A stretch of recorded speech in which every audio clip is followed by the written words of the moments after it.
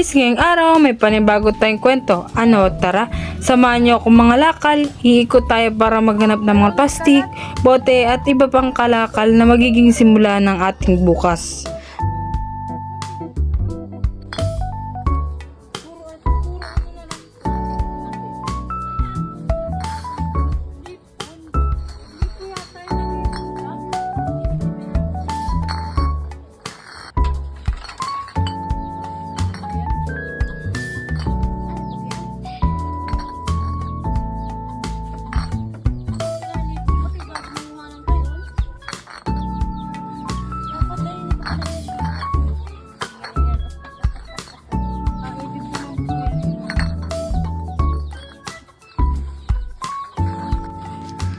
Alam nyo ba, marami ang nanghinayang gumawa nito kasi tingin ng iba basura lang ang hawak natin.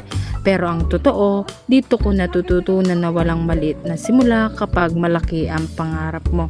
Sa bawat plastik o boteng pinupulot natin ngayon, may kwento ng pagsisikap. Hindi ito basta basura, ito'y diskarte na galing sa marangal na paraan at sariling pawis.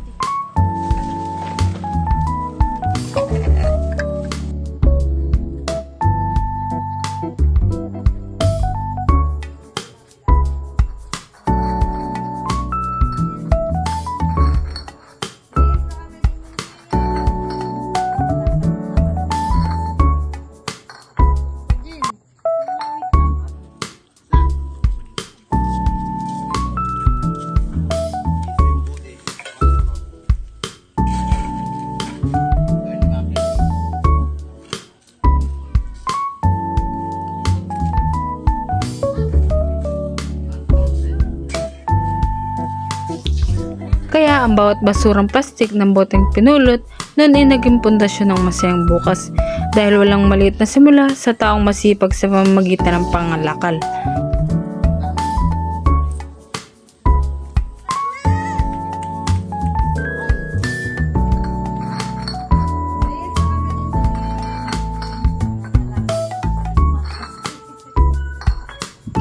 Maraming salamat sa pagsasama at pakikinig sa kwento ko ngayon. Bye-bye!